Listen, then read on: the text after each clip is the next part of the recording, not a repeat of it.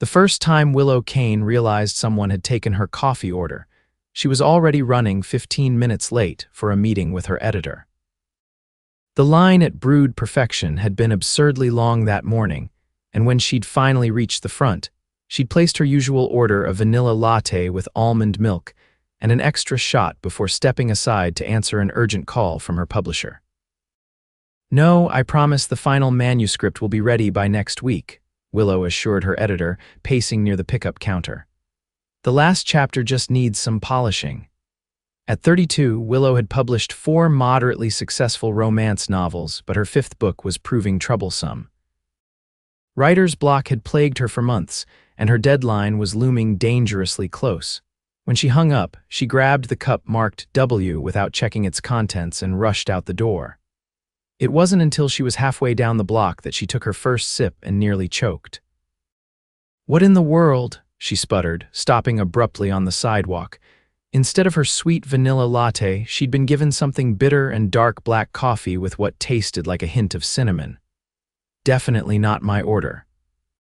She checked the cup again and noticed it wasn't actually marked with a W but a B.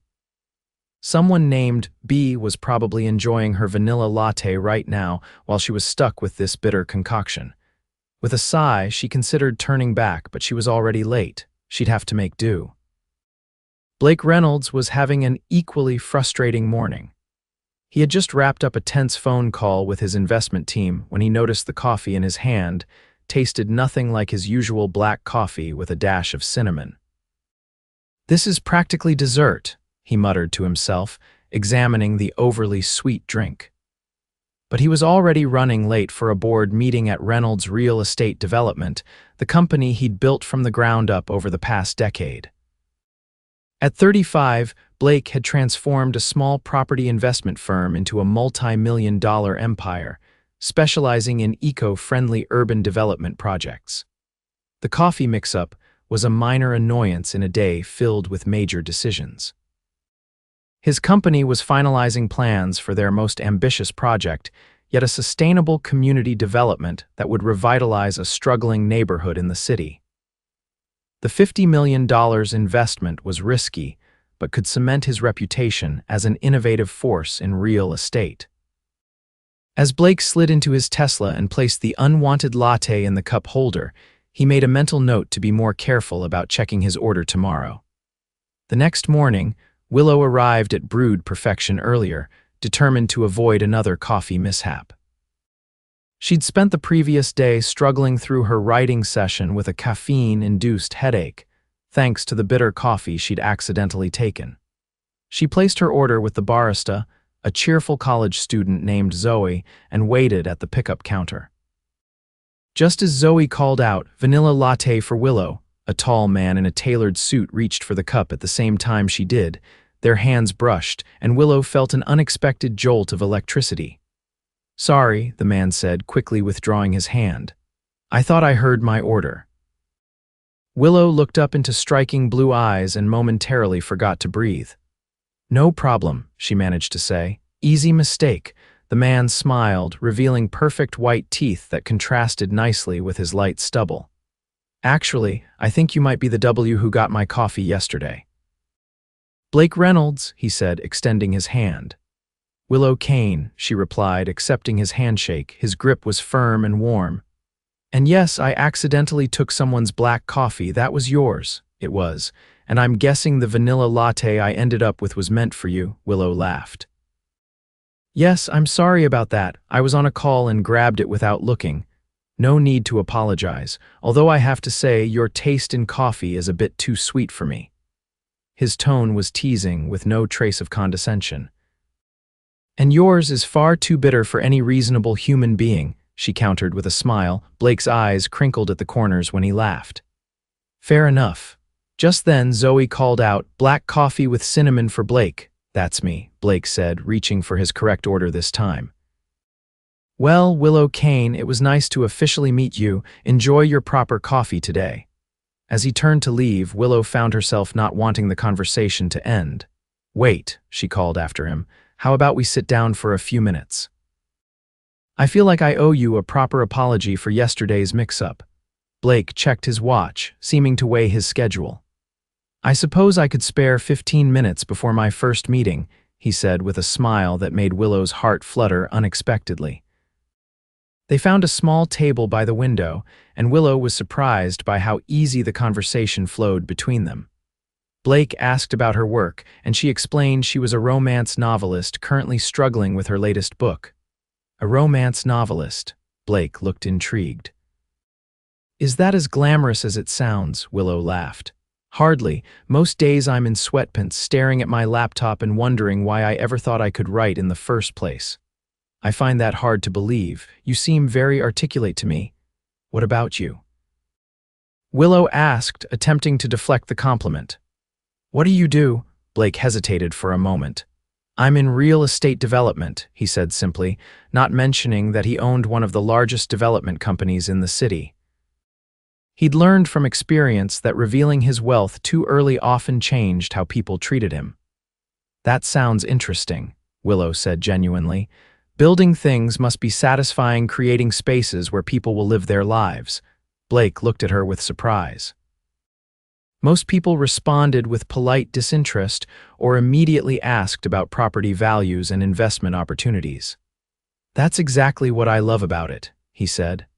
I'm currently working on a project that's focused on sustainable community development. Creating affordable housing that's also environmentally responsible. Willow's eyes lit up. That's amazing. The setting of my current book actually involves a community that comes together to revitalize their neighborhood. Maybe I should pick your brain for some realistic details.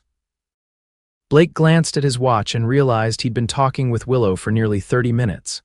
I'd be happy to help, but I should get going. I have a meeting in 15 minutes. Of course, Willow said, feeling a pang of disappointment. Thanks for the conversation. Blake stood and hesitated for a moment. Would you like to continue this discussion sometime? Maybe over dinner? Willow felt a blush rising to her cheeks. I'd like that. They exchanged numbers, and Blake left with a promise to call her later that day.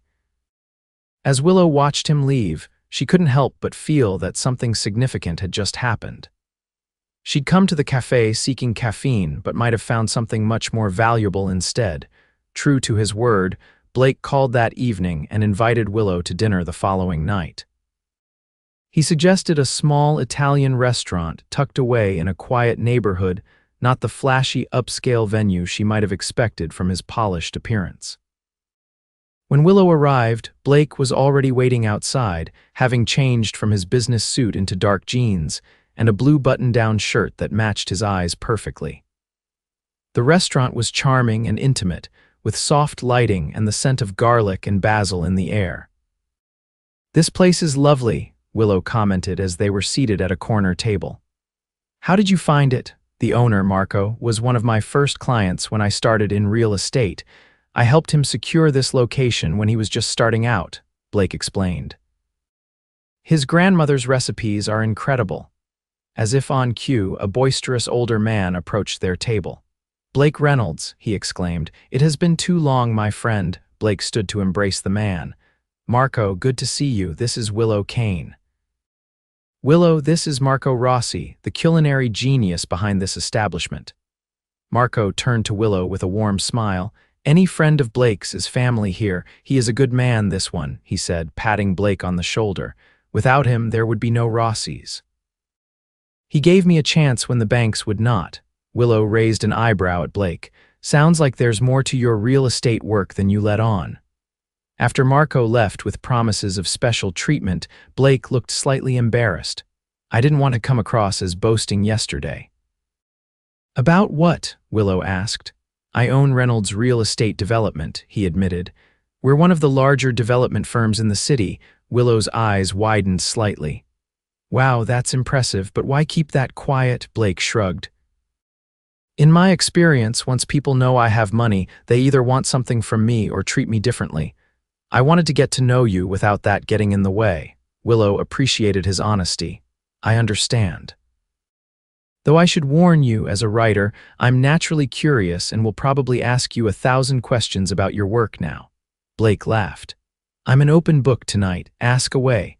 Over plates of homemade pasta and glasses of rich red wine, they shared stories about their lives.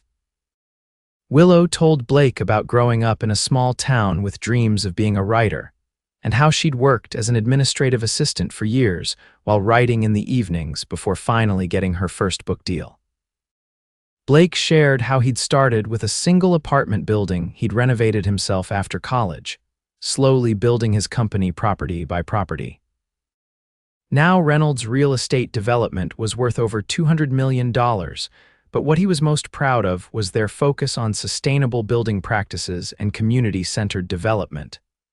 "Money is nice," he admitted, "but it's not what drives me. I want to create spaces that improve people's lives, that bring communities together." "That's incredibly admirable," Willow said, genuinely impressed. Unlike some wealthy men she'd dated in the past, Blake spoke about his success with humility rather than arrogance. As the evening progressed, Willow found herself increasingly drawn to Blake. He listened intently when she spoke, asked thoughtful questions, and made her laugh with his dry wit. There was an undeniable chemistry between them that made her pulse quicken whenever their hands brushed across the table. When Blake walked her to her car after dinner, there was a moment of hesitation before he leaned in to kiss her cheek. "I had a wonderful time, Willow. Can I see you again?" "I'd be disappointed if you didn't," she replied with a smile. Over the next few weeks, Blake and Willow fell into a comfortable rhythm. They met for coffee several mornings a week, had dinner together most evenings, and spent their weekends exploring the city. Blake took Willow to see some of his development projects, including the sustainable community he was working on. Seeing his passion for creating beautiful, functional spaces that served real needs in the community only increased Willow's growing feelings for him. For his part, Blake found himself captivated by Willow's creativity and warmth. She saw the world through a novelist's eyes, finding beauty and story in everyday moments. When she finally let him read one of her published novels, he stayed up all night finishing it, moved by her ability to capture human emotions so vividly on the page. One evening, about 6 weeks after they'd met, Blake invited Willow to his penthouse apartment for dinner.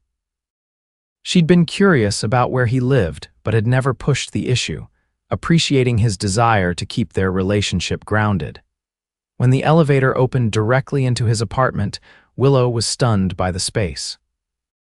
Floor-to-ceiling windows offered a panoramic view of the city skyline, while the interior was a perfect blend of modern luxury and comfortable warmth. "This is..." She struggled to find the right word. "Too much?" Blake asked, suddenly nervous about her reaction. "No," Willow said honestly. "It's beautiful and very elegant but not showy." Blake relaxed and led her through the apartment, explaining how he'd designed much of it himself. The kitchen was a chef's dream, which he admitted was somewhat wasted on his limited cooking abilities. "That's why I ordered from your favorite Thai place," he said, gesturing to the dining table he'd set up on the balcony, complete with candles and flowers. After dinner, they sat on his couch, looking out at the twinkling city lights. Blake seemed unusually quiet, and Willow sensed something was on his mind. "Is everything okay?" she asked gently. Blake turned to face her, taking her hands in his. "Willow, these past weeks have been the happiest of my life. Before I met you, I was completely focused on work. I had success, but something was missing." Willow's heart began to race. "I've been happy too," she said softly. "The thing is," Blake continued, "I've never felt this way about anyone before. I know it's been fast, but I'm falling in love with you." Willow felt tears spring to her eyes. "I'm falling in love with you too," she admitted. "Actually, I think I've already fallen." Blake's face lit up with a smile that took her breath away. He cupped her face in his hands and kissed her tenderly. As the kiss deepened, Willow felt a sense of rightness, as if all the random chances that had brought them together, including that initial coffee mix-up, had been leading to this moment. Later that night, lying in Blake's arms, Willow realized her writer's block had vanished. The love she was experiencing with Blake had awakened her creative spirit, filling her with inspiration, but their relationship wasn't without challenges. As they grew closer, the differences in their lives became more apparent.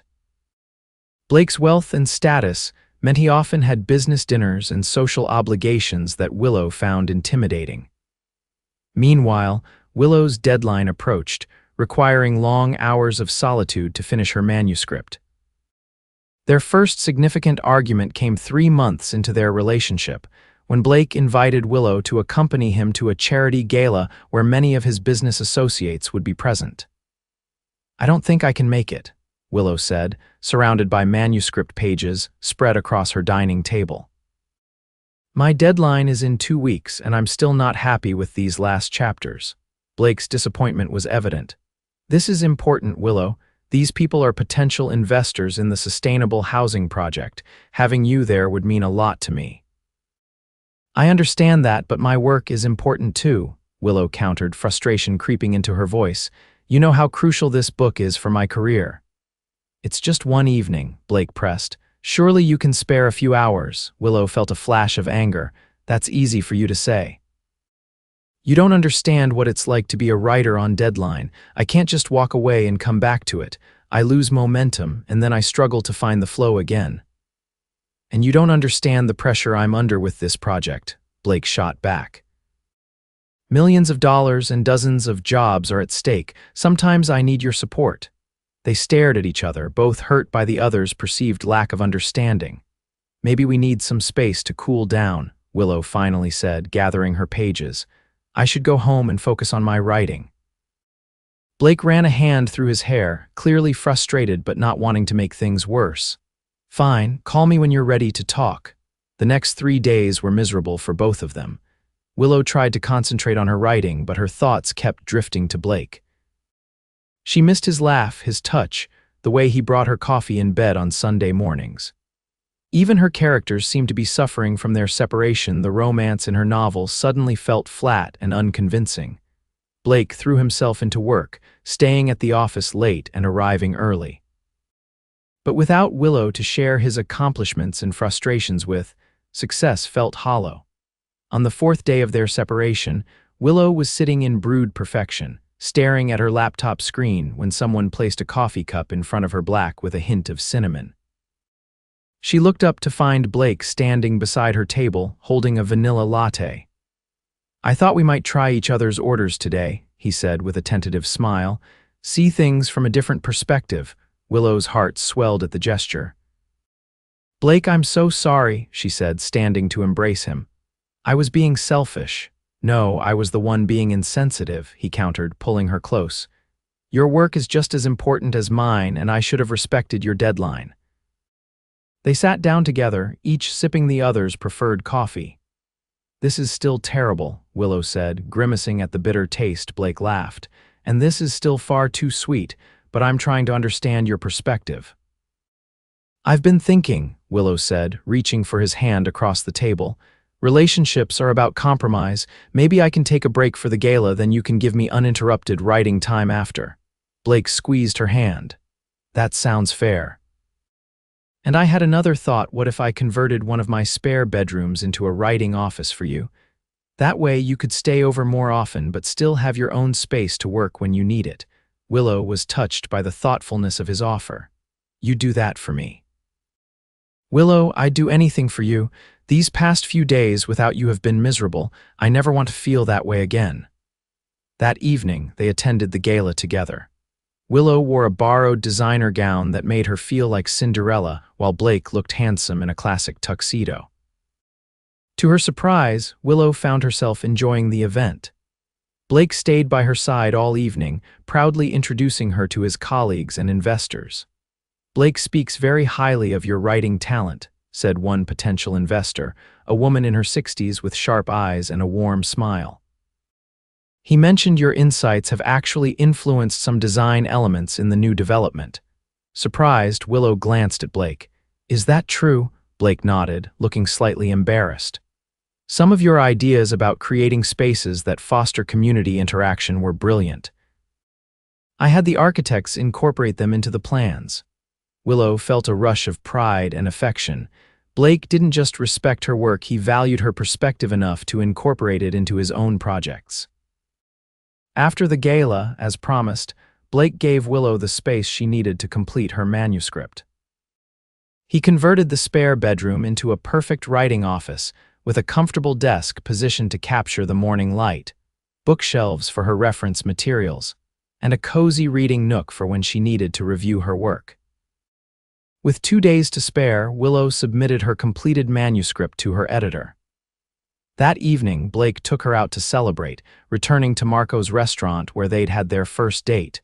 Over dessert, Blake seemed nervous, fidgeting with his napkin and checking his pocket repeatedly. "Is everything okay?" Willow asked, concerned by his unusual behavior. "Better than okay," Blake replied with a smile that didn't quite mask his anxiety. "Actually, I have something I want to talk to you about." He reached across the table for her hand. "Willow, these past 6 months have been the happiest of my life. Meeting you even through that coffee mix-up was the best thing that's ever happened to me." Willow's heart began to race as Blake stood and moved to her side of the table, dropping to one knee. "I know this might seem fast, but when something feels this right, why wait?" He pulled a small velvet box from his pocket and opened it to reveal a stunning emerald-cut diamond ring. "Willow Kane, would you do me the extraordinary honor of becoming my wife?" Tears filled Willow's eyes as she nodded. "Yes," she whispered. "Yes, Blake Reynolds, I will marry you." The restaurant erupted in applause as Blake slipped the ring onto her finger and kissed her. Marco appeared with champagne, insisting on toasting the couple who had found love in his establishment. Later that night, as they walked hand in hand through a nearby park, Willow looked up at the stars. "Do you ever think about how many little coincidences had to happen for us to meet?" "If I hadn't been on that call, if you hadn't been running late that day," Blake pulled her close. "I don't believe it was coincidence. I think some things are meant to be and we would have found each other somehow." "That sounds like something from one of my novels," Willow teased. "Maybe you're rubbing off on me," Blake said with a grin. "Speaking of which, have you thought about what your next book will be?" Willow smiled mysteriously. "Actually, I've been developing an idea about a romance that begins with a coffee mix-up between a struggling writer and a millionaire with a heart of gold." "Sounds familiar," Blake laughed. "Does it have a happy ending?" "The happiest," Willow assured him, rising on her tiptoes to kiss him under the starlit sky. They were married 6 months later in a beautiful ceremony at one of Blake's recently completed community gardens. Willow's new book, inspired by their love story, became her breakout success, landing on the New York Times bestseller list. Blake's sustainable housing project was equally successful, winning awards for innovation and community impact. Together, they established a foundation that combined their passions, creating community spaces with libraries and writing programs for underserved neighborhoods. A year after their wedding, Willow gave birth to their daughter, Emma, who had her father's blue eyes and her mother's creativity. As a family, they divided their time between the city penthouse and a countryside home Blake had designed specifically with their family in mind.